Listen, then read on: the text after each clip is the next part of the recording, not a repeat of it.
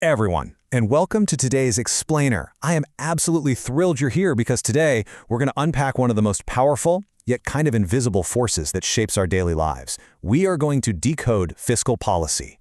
Have you ever wondered about the actual nuts and bolts mechanics of how governments try to stabilize a rocky economy? Like, how do they steer the ship when the waters get incredibly rough? Well, by the end of this explainer, you're going to be able to read the financial news with absolute clarity, and you'll understand exactly how these massive economic decisions impact your own wallet. So picture this for a second, a scenario that probably feels a little too familiar. A country's economy suddenly starts to slow down. Businesses look at their dropping sales and decide, well, we need to stop hiring. Everyday consumers feeling anxious about the future start tightening their belts and spending way less money. Investment falls. Unemployment starts ticking up, and very quickly confidence just turns into pure fear. When this happens, governments face a massive critical question. Should they simply sit back, cross their fingers, and wait for the economy to naturally heal on its own, or should they actively step in and try to fix it? To answer that, here's our roadmap for today.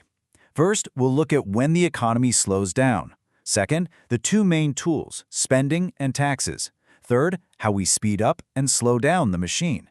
Fourth, the multiplier effect. Fifth, the limits and risks involved. And finally, we'll look at the big picture. Okay, let's dive into part one, when the economy slows down and the need for intervention. To really understand why governments feel the need to intervene, we first have to accept a simple truth. Economies are not perfectly stable. They go through natural cycles of booms and busts. And when a serious slowdown hits, we see very real warning signs flashing red.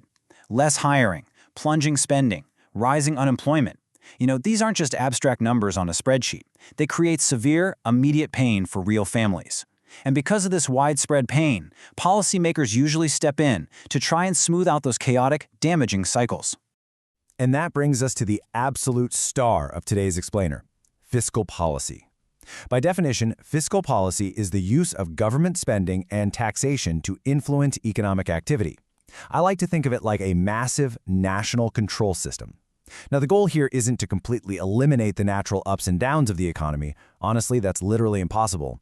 The goal of this control system is simply to soften the blow and reduce the harmful effects of those extreme swings. Which leads us right into Section 2. Two tools, spending and taxes. So how exactly does this giant control system actually work in the real world? It basically comes down to pulling two fundamental levers. Let's look at the first one, government spending. And we're talking about vast, immense scale here. Whenever government spend money on, say, building roads and bridges, funding local schools and hospitals, or expanding public services, that money doesn't just vanish into thin air. It physically enters the economy. Workers get wages, construction companies land huge contracts, suppliers sell a ton of materials, and local businesses suddenly see a massive wave of new customers. Then we have the second lever, which is taxation. This one is pretty straightforward because we all feel it. Taxes essentially dictate how much of your hard-earned money you and businesses actually get to keep. The logic is super simple. Lowering taxes leaves people with more disposable income, and when households have more cash left over at the end of the month, they're much more likely to go out and spend it on goods and services. For businesses, a lower tax burden is exactly the kind of encouragement they need to go out, buy new equipment, and hire more staff. Let's move on to Section 3, speeding up and slowing down, managing the economic machine. Now, what's really fascinating is how governments use these two tools in totally different ways, depending on what the economy needs. It's a push and pull. If the economy is in a slump, they use expansionary policy to stimulate growth, basically hitting the gas pedal. They increase spending, reduce taxes, or do both to pump demand back into the system. But if the economy is overheating, they use contractionary policy, which is the exact opposite. They hit the brakes by reducing government spending or increasing taxes to deliberately slow things down. Now, hold on a second. If you're new to all this, that second strategy might sound completely backwards. I mean, why on earth would a government ever want to purposefully slow down economic growth? Shouldn't we want the economy to be growing as fast as possible, literally all the time? Well, here is the really surprising reality. Sometimes economies just grow too quickly. When the demand from eager consumers outpaces what businesses can actually supply, prices shoot up. That's inflation. And when prices rise too fast, your purchasing power drops like a rock, meaning your dollar buys way less today than it did yesterday. That is a huge threat to economic stability. So, to fight inflation, governments use that contractionary policy to pull demand out of the economy. They spend less or tax more. Yes, it's usually wildly unpopular politically, but it is absolutely crucial to keep prices from spiraling out of control. All right, Section 4, the multiplier effect, the chain reaction. I want to share a concept with you now that explains the hidden, almost magical power behind government spending. Economists call this the multiplier effect.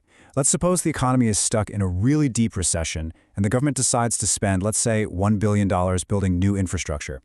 $1 billion is a ton of money, right? But the actual final impact on the economy is going to be significantly larger than that. Let's walk through how this builds step by step. Step 1, the government hires a bunch of construction workers and pays them their wages. Step 2, those workers take their new paychecks and spend them at local restaurants, grocery stores, and retail shops. Step 3, those local businesses suddenly see a huge spike in revenue, right? So they go out and hire additional staff and maybe buy more inventory. Then those new workers spend their income, and the cycle just keeps going. As this money physically echoes through the economy, it creates a massive chain reaction. The total economic boost ends up far exceeding that original $1 billion. It's brilliant. Let's talk reality in Section 5, limits, risks, and misconceptions. Okay, so this whole control system sounds pretty amazing, right? But I promise you it is not perfect. As with literally anything in finance, there are serious trade-offs and limits involved, and this leads to a very common misconception. Whenever a crisis hits, you will inevitably hear people ask, well, if spending works so well, can't governments simply spend unlimited amounts of money whenever problems pop up? Yeah, no way. The reality is incredibly complex. First off, you have timing delays. By the time politicians finish arguing, passing a bill, and actually rolling out a spending program, the whole economic situation might have already changed. Second, government resources are absolutely not unlimited. Pumping money into the economy usually means the government has to borrow it, which piles on long-term national debt. And third, if you hit the gas pedal too hard and overstimulate the economy, you run the massive risk of causing runaway inflation. It's a wildly delicate tightrope walk between offering short-term relief and totally ruining long-term financial stability. And here is another huge myth we need to bust right now. The idea that tax cuts just automatically 100% of the time create economic growth. Actually, sometimes they do.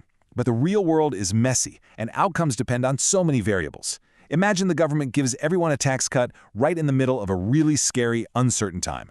Worried consumers might just decide to stash that extra cash straight into their savings accounts to be safe. If they don't actually spend the money, well, demand doesn't increase, and that magical economic growth we were hoping for, it just doesn't happen.